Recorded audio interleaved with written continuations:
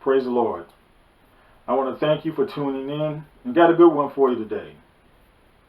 You know, during this pandemic, many people are going through a depression. They're going through anxiety issues. And this is happening because they're focusing their attention on things that they shouldn't. They're focusing their attention on fears. They're focusing their attention on what ifs. What if this happens? What if that happens? And again, they're focusing their attention on the wrong things. And they're looking well into the future instead of focusing on what's today.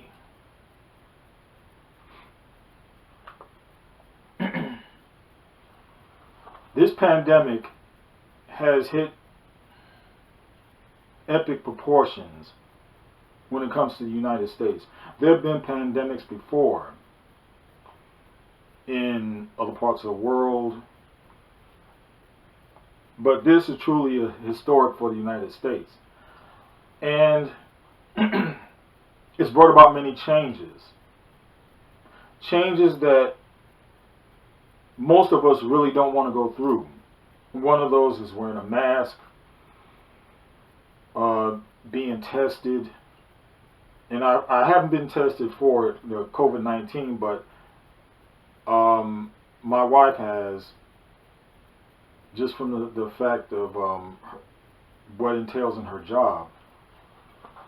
And she said it's not a pleasant thing where they stick a long swab up your nose. Very uncomfortable.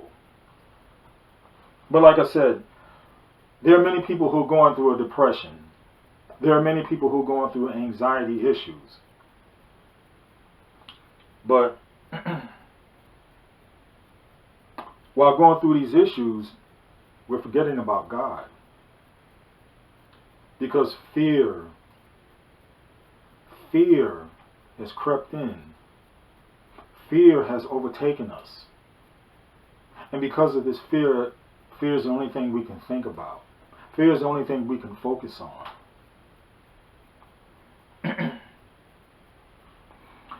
Have you ever heard of the term, and I hope I'm getting this right, accessibility is availability, and I hear this a lot with athletes. In particular, athletes who are injury prone, because they're not any good unless they're on the field or on the court or wherever the venue may be. If they're not able to play, then basically they're no good to the team. But in a sense, I beg to differ on that situation when it comes to the team of life. And even if in particular on a baseball or football team, you can still make yourself pertinent to some degree while you're injured. You can help out with the playbook. You can help run drills. There are so many things that you can do, and I get it. You know, being an athlete, you want to be out there in the field. Okay, let's talk about the field of life. Life itself. Like I said, going through this pandemic, it's held a lot of people back. It's held a lot of people down. And not just the pandemic, but when you're going through something in particular, you may have lost a job. There may have been a breakup with your girlfriend or boyfriend. There may have been a divorce in your marriage. Those are periods of potential depression. Those are periods of potential anxiety. But the thing is, while you're feeling at your lowest point, when you're feeling at your lowest point, God has a way for you to rise above. He has a way for you to rise above. You know, in this situation also, it made me think of Jonah. Jonah was in a situation where things were down, but God needed to use him. But Jonah didn't want to make himself available. He was available, so to speak, I'll put it that way. He was available, but he didn't want to make himself accessible. So with us, even though we can be going through something, but in the midst of, while being available, we should be accessible. We should be accessible to the will of God, because as long as we can talk, as long as we can walk, as long as we are not on our deathbeds, we're available. And if being available, we should be accessible.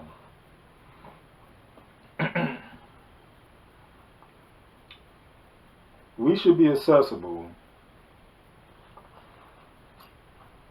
And even though we can be, like I said, in a depressed state, God has a way of lifting us up, even while being in that depressed state. Okay? We should not get to the point of a woe is me attitude. And many of us, we can count so many excuses as to why we should be depressed. As to why we have cause to feel down. So many of us.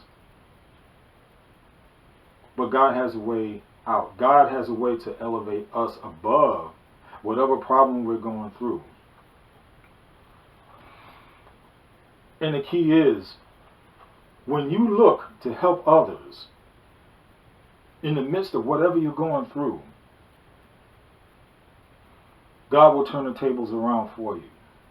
When you take your mind off the issues of anxiety, off the issues of yourself, God will elevate you. You're going through a divorce, and you've got so much tied up in that person, and all you can do is think about that person. That can lead you into a very, very depressed state. Your whole thought, your whole being, your whole attitude is about that person, or the issues that you're going through, or maybe losing a house, losing a car, losing money. And that any of those things can get you into a depressed state. Now, it's easier said than done to refocus yourself on someone else, re-energize yourself, resupplant your energies elsewhere instead of within yourself. It's easier said than done. You know, no doubt about that. Easier said than done. But when you truly allow God to refocus that energy, you'll start to see some things happen in the very positive way. When you make note, when you apply yourself to the situations of others, and take the focus off of yourself, take the focus off of the things that you're going through, then God starts to open doors for you. God starts to mend those fences. God starts to repair those broken hearts that you've experienced.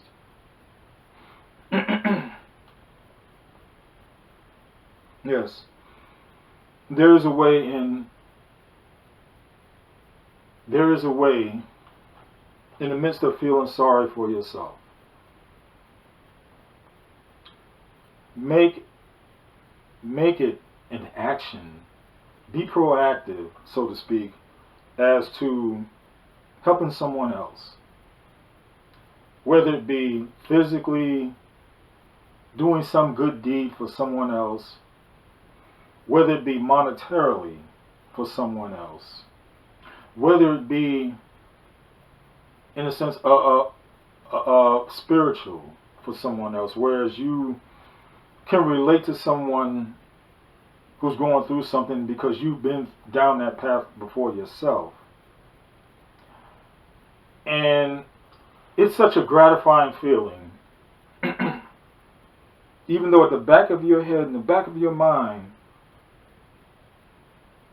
you are speaking to someone else and help them navigate through a situation that they're going through in the midst of you going through something yourself.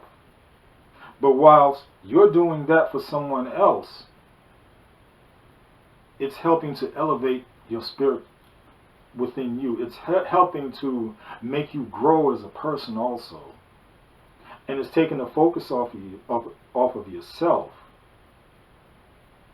And the more you do this, the less depressed that you are. The less of a feeling, of an attitude that cries out for a woe is me situation.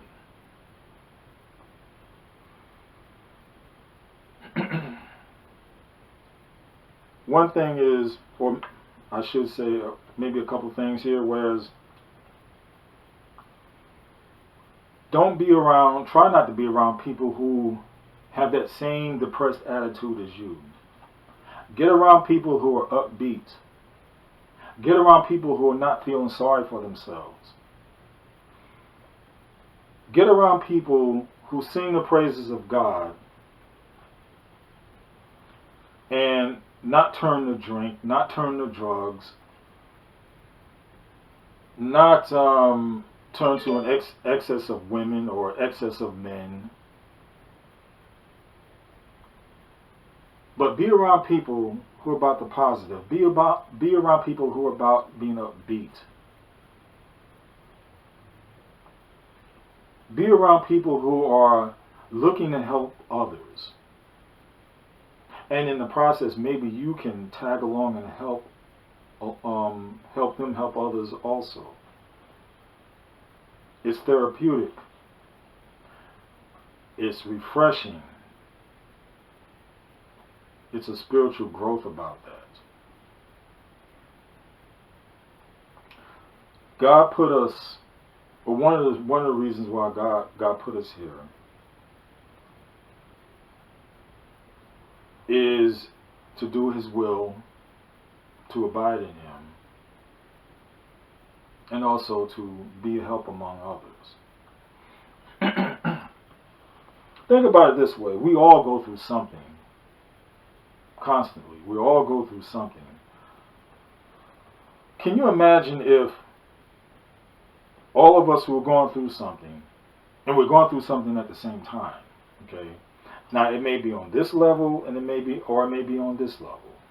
But the thing is, we're all going through something at the same time.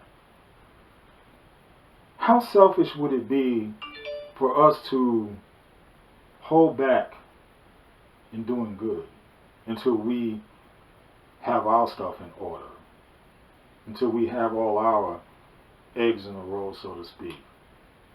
It'll never happen, because there's always something going on. So in the midst of trying to get point A in our lives straighten out, let's move on and help someone out in the midst of aligning ourselves up. Because while we help someone else or look to help someone, so to speak, in the midst of doing that, even though it may not be related to what we're doing, quite frankly, if you think about it, whatever it may be, we are now getting that particular situation in order. You ever thought about that? You ever thought about that? Think about it. The more you help others, the more you seek to apply yourself to someone else in trying to do good, whatever situation you got going on over here, all of a sudden starts to mend and shape and be for the better, because God sees what you're doing on this end with this person, trying to help them out. And also, let me make a little note of that also. Be led by the Lord in these situations. Be led by the Lord. That's the best way to go about this. Be driven by the Lord, be led by the Lord in helping others. Because sometimes we can jump ahead of a situation, trying to help someone, and we can mess things up. But when we allow the Holy Spirit within us to be guided and directed, and when the time is right, and God says, okay, go ahead, and then when you apply yourself and do, it comes out just right. And like I said, as you're doing this, God is fixing things for you on this end. Okay, on this end that you were so worried about. But the thing is, you took your focus off of you and that problem that you got going on, and allowed yourself to be applied to helping someone else out. And like I said, when you do this, then God is working on your behalf and getting this thing fixed that you were so desperately worried about and prayed about and pleaded about for God. And you took your mind and focus off it. You didn't worry about that anymore. And then you put your heart into doing something else, doing something nice, doing something kind for someone else. Then you're doing the will of God. And when you do the will of God, now He comes over and fixes up whatever mess you had going on your end. That's the beauty of the Lord. That's God. Enough said. Fantline.com is where you need to be if you're about growth and evolving as a person. And Fantline.com is about truth. Oh no, not my truth. God's truth. And if you're not about God's truth, then this isn't the website for you. If you're into gossip, then this isn't the website for you. And if you're not into learning and growing as a person, then again, this isn't the website for you. So come on, have some knowledge dropped on you. Or are you scared of what you may find out? So go to Fantline.com, or if you're into a listening mode, go to my podcast at anchor.fm/Marvin-Fant for Fantline 100. Either way, you'll learn something, and every so often I'll give away cash prizes, but you'll have to check out Fantline.com. Enough said.